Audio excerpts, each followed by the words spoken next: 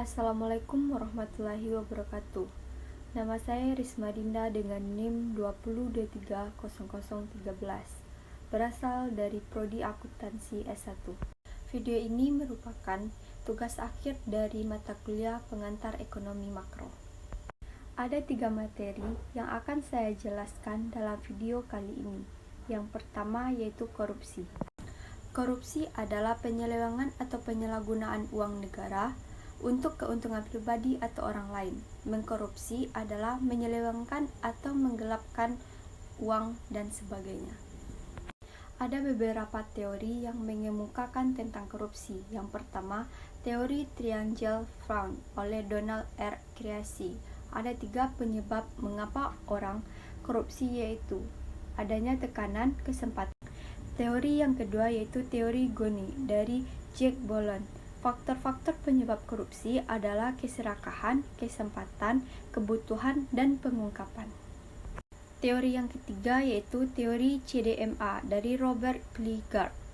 Korupsi terjadi karena faktor kekuasaan dan monopoli yang tidak dibarengi dengan akuntabilitas. Teori yang keempat yaitu teori willingness and opportunity.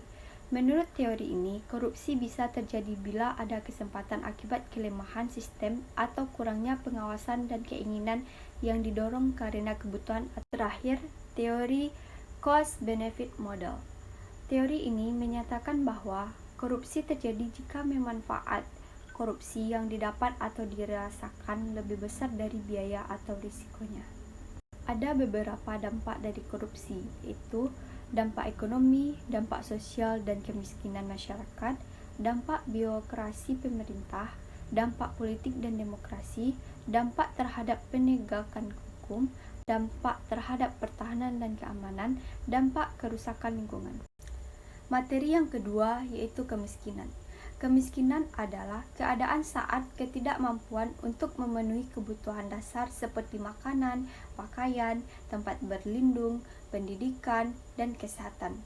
Kemiskinan dapat disebabkan oleh kelangkaan alat pemenuh kebutuhan dasar ataupun sulitnya akses terhadap pendidikan dan pekerjaan. Kemiskinan merupakan masalah global. Sebagian orang memahami istilah ini secara subjektif dan komparatif, sementara yang lainnya melihatnya dari segi moral dan evaluatif, dan yang lainnya lagi memahaminya dari sudut ilmiah yang telah mapan. Kemiskinan banyak dihubungkan dengan yang pertama, penyebab individual atau patologis yang melihat kemiskinan sebagai akibat dari perilaku, pilihan, atau kemampuan dari si miskin. Contohnya dari perilaku dan pilihan adalah penggunaan keuangan tidak mengukur pemasukan. Yang kedua, penyebab keluarga yang menghubungkan kemiskinan dengan pendidikan keluarga. Penyebab keluarga juga dapat berupa jumlah anggota keluarga yang tidak sebanding dengan pemasukan keuangan keluarga. Penyebab subbudayanya yaitu yang menghubungkan kemiskinan dengan kehidupan sehari-hari, dipelajari atau dijalankan dalam lingkungan sekitar, individu atau keluarga yang mudah tergoda dengan keadaan tetangga atau contohnya. Selanjutnya, penyebab struktural yang memberikan alasan bahwa kemiskinan merupakan hasil dari struktur sosial, meskipun diterima luas bahwa kemiskinan dan pengangguran adalah sebagai akibat dari kemalasan.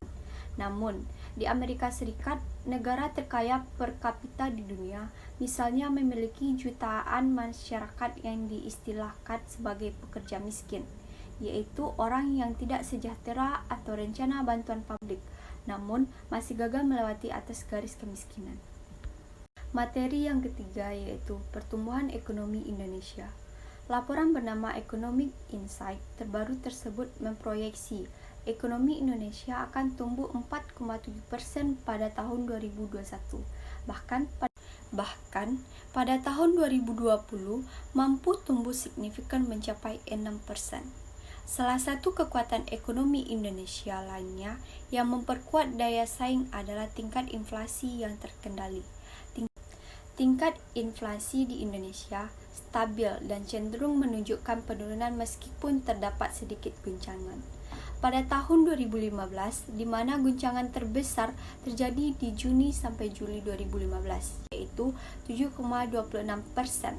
Namun sekarang, dengan terciptanya tren penurunan tingkat inflasi, optimisme telah tercipta dan ke depannya inflasi diperkirakan masih berada pada target Bank Indonesia, yaitu 4%. Indonesia sangat fokus untuk meningkatkan pembangunan infrastruktur di dalam negeri dan hal itu juga turut mendukung prediksi pertumbuhan PDB pada tingkat 4,7% tersebut. Perekonomian Indonesia sangat didukung oleh belanja domestik yang kuat dibandingkan dengan negara lain di kawasan Asia Tenggara. Sejak Indonesia mengurangi pembatasan, kami berpikir bahwa sebagai hasilnya akan terjadi peningkatan dalam pengeluaran rumah tangga, pendorong utama pertumbuhan di Indonesia. Itulah penjelasan dari 3 materi yang saya sebutkan di awal. Kalau ada salah dan janggal, saya mohon maaf. Wabillahi taufiq wal hidayah. Assalamualaikum warahmatullahi wabarakatuh.